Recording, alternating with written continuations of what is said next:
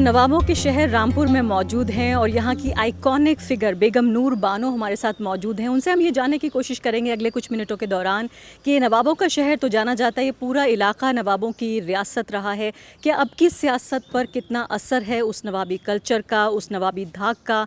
और बेगम नूर बानो जो हैं वो कांग्रेस पार्टी की सांसद भी रह चुकी हैं और अभी भी फ़िलहाल कांग्रेस पार्टी की एक जुझारू कार्यकर्ता के तौर पर बनी हुई हैं। इस पूरे इलाके में इलेक्टोरल पॉलिटिक्स से दूर जाके उनका जो इन्फ्लुएंस है, उनका जो असर है, वो साफ तौर पर यहाँ देखा जा सकता है। बहुत बहुत स्वागत है आपका। शुक्रिया। मैं सबसे पहले आपसे ये जानना चाहती हूँ कि एक कांग्रेस पार्टी के नेता के तौर पर, एक वरिष्ठ नेता के तौर पर, सीनियर लीडर के तौर पर आप क्या फ़ील कर रही हैं? अभी रामपुर का जो इलेक्टोरल पिक्चर है वो कैसी दिख रही है?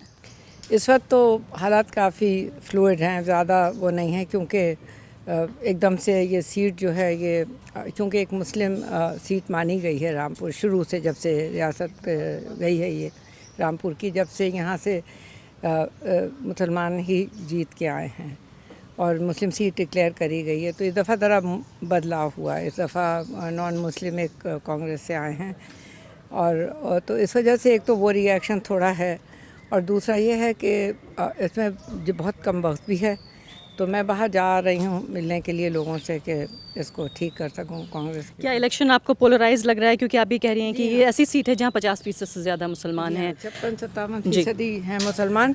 पोलराइज शायद करने की कोशिश, यहाँ एक हमारे कोई एक हैं आदम खान साहब जो यहाँ पे यूजुअली उनके कोई गुफ्तगू इस तरीके की होती है, जबकि मुसलमान और हिंदू को ज़रा आइदर ऑफ द वे किसी को ठेस लगती है उनकी बातों से, तो पोलराइज होता है। तो पोलराइज है, इस वक्त हुआ हुआ है कुछ किस हद, काफ़ी हद तक।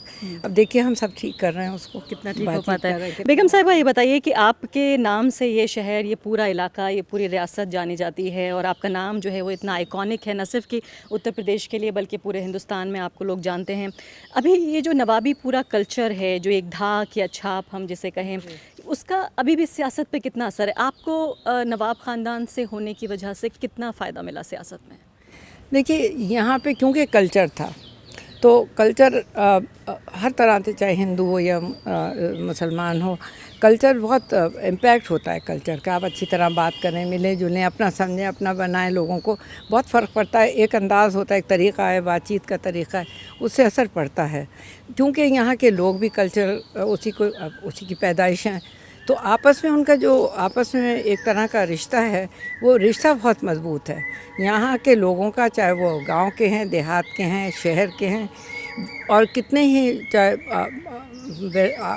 खाते पीते लोग हैं, अच्छे बड़े बड़े मतलब आराम से रहते भी हैं, या बहुत गरीब हैं, जो आपस में जो बातचीत होती है वो बहुत शाइस्ता अच्छी गुफ्तगू होती है, ज़बान अच्छी है, तौर तरीक़े अच्छा है, मिलना जुलना अच्छा है, उसका बहुत असर पड़ता है। तो ये रामपुर की एक कल्चर अपना है जो नीचे तक चला आया है, हर शख्स के ऊपर इस वक्त इसका अभी तक है, ये असर है। यानी अभी भी आपकी बात सुनकर लोग वोट देते हैं। लेकिन एक फ़र्क ये हुआ कि यूँ भी देते हैं, यूँ वो देते। देखिए हमारे यहाँ कुछ ऐसा हुआ कि लोगों से रिश्ता पहले हुआ, उनकी ज़िंदगी से हमारी ज़िंदगी मिलजुल के चली, उनके बगैर हम नहीं, हमारे बगैर वो नहीं, इस तरह का रिश्ता चला। सियासत दूसरे नंबर पर, पहले पे नहीं है, उसके बाद सियासत, उसके बाद है। अब अगर नहीं भी हो सियासत, कोई नहीं है, तो ये रिश्ता ख़त्म नहीं हुआ, रिश्ता तो चलता ही रहेगा, दुख सुख में साथ रहेगा, आपस में जो भी कुछ रिश्ते हैं वो निभाएंगे, वो भी निभाएंगे, हम भी निभाएंगे। लेकिन इसके अलावा एक सवाल ये पैदा होता है कि हिंदुस्तान में जमहूरी निज़ाम जब से शुरू हुआ, उससे पहले कि इंडिया डेमोक्रेसी बना, उससे पहले से ये सल्तनत रही, 250-300 साल पुरानी ये सल्तनत है, ये पूरा स्टेट है। जो इलेक्टोरल पॉलिटिक्स थी उसने किस तरह से नवाबों को बदला, नवाबी ख़ानदान को बदला, नवाब लोगों को बदला? बहुत ब्रॉड माइंडेड थे, बहुत अब दूर की अच्छा सोच था उनका, सोच बिल्कुल यहाँ पे ये नवाबी और ये चक्कर नहीं था। उसमें ये था कि पूरी एक पूरा सिस्टम था जिसमें उनके लिए जो अपने लोगों के लिए करना होता था, उनको काम करते थे, उनको मतलब जिस चीज़ की ज़रूरत होती थी मुहैया करते थे, उसके बाद दुख सुख में खड़े रहते थे। तो यहाँ पे वो नवाबी का वो चीज़ नहीं थी, जैसे औरों का एक आदमी है और सबके साथ वो हो रहा है। बहुत यहाँ पे अगर आप देखेंगे, यहाँ लाइब्रेरी है, बहुत बड़ी लाइब्रेरी, रज़ा लाइब्रेरी, उसमें उस ज़माने के, स्टेट के ज़माने के आपको पूरे डॉक्यूमेंट्स मिलेंगे, जिसमें यह है कि एक पूरा डिपार्टमेंट होता था जो लोगों के इसी चीज़ को देखा करता था कि उनके साथ नाइंसाफ़ी नहीं हो रही है। कोई भी शिकायत कर सकता था जाकर कि हमारे साथ ये जुल्म हुआ, ये ज़्यादती हुई, फलाने ने किया, उसको वहीं देखा जाता था। अलावा मुकदमों के, अलावा और चीज़ों के जो खुद निपटाते थे, वो इंसाफ करने की जी कोशिश हाँ। करते थे। तो वो हमेशा से रहा है। कई लोगों को यह क्यूरियोसिटी भी है जानने की कि एक जो है डेमोक्रेटिक इंडिया में नवाबी ख़ानदान की आप महिला हैं, किस तरह से आपका रिश्ता है? 10 नवाबों से आपका क्या ताल्लुक़ है? हमें थोड़ा सा भी बताइए, क्यूरियोसिटी है इसको नवाब लेकर। मैं जब आई तो रियासत तो मर्ज हो चुकी थी, और लेकिन बहुत ज़्यादा साल नहीं गुजरे थे। किस सन की बात बता रही हैं आप? 1956 जब से, तो उसमें वो कुछ काफ़ी हद तक वो दौर था जो मैंने देखा। जैसे ज़नाना था वहाँ पे, हमारी माँ जो ख़वातीन रहती थीं, औरतें जो हमारी रिश्ते की थी, माएँ थीं, ये उस ज़माने तो वो किस तरह से उनका सिस्टम था, क्या हमें करना था, आदाब थे, मतलब लिहाज किस तरह बात करनी, ये वो बच्चे थे वो क्या, तो मतलब पूरा सिस्टम वही चल रहा था। लेकिन उसके साथ साथ मुझे तो मैं बहुत खुश रही उस ज़माने में। सबसे ज़्यादा ये कौन सी पीढ़ी है नवाबों वाली जिसके आप मेंबर हैं, जिसका हिस्सा हैं आप? ये तो बहुत काफ़ी गुजर गए मेरे ख्याल से। वो मैं आप देखेंगे तो कोई 12-14 तो उधर ही हैं तस्वीरें। उसके बाद नवाब रज़ा अली ख़ान जो आखिरी नवाब थे, उन्होंने तो सारे जो सरदार सिख आए थे पंजाब से, पाकिस्तान से, तो पंडित नेहरू ने उनसे ये कहा कि कहाँ इन लोगों को, मैं तुम्हें ज़मीनों के बगैर रह नहीं सकते, तो उन्होंने कहा आप यहाँ भेज दीजिए। तो इन्होंने अपनी स्पेशल ट्रेन, अपनी ट्रेन भेज के उन्हें बुलाया, और सारा तराई का जो उनका पूरी जो जायदाद वो थी, और वो उस वक्त रियासत थी तो उनके हाथ में था वो, उन्होंने सबको बांट दिया और सबको दे दिया। और जितने जानवर यहाँ थे, हाथी, घोड़े, भैंस, गाय, सब जो नवाब के स्टेबल्स और वगैरह थे वो सब दे दिए। और जब तक रियासत रही उसके 1 साल तक उन्होंने हर फैमिली को 5,000 रुपये महीना, फैमिली का मतलब था एक फैमिली 5 आदमियों की, इस तरह 5,000 रुपये महीना उस ज़माने का वो उन्हें देते रहे जब तक रियासत मर्ज नहीं हुई। तो उनको सहारा दिया और अपने लोगों का भी देखा, उनका भी किया। तो यहाँ कोई किसी तरह कम्यूनल नहीं हुआ। उस ज़माने में भी कम्यूनल कुछ नहीं था। चूँकि आपने कम्युनलिज्म की बात की, पिछले 5 साल में हमने बेहद कम्युनल पॉलिटिक्स देखी है, नरेंद्र मोदी की, उनकी पार्टी की, फिर उत्तर प्रदेश में हमने देखा योगी आदित्यनाथ ने किस तरह का। और ये रामपुर एक ऐसी जगह है, एक ऐसा शहर, एक पूरा इलाका ऐसा है जो शायद सेक्युलरिज्म की जो एक मिसाल हिंदुस्तान में है उनमें से शामिल है। आप किस तरह से आपने पिछले 5 साल की जो पॉलिटिक्स है उसे समझा, उसे सहा?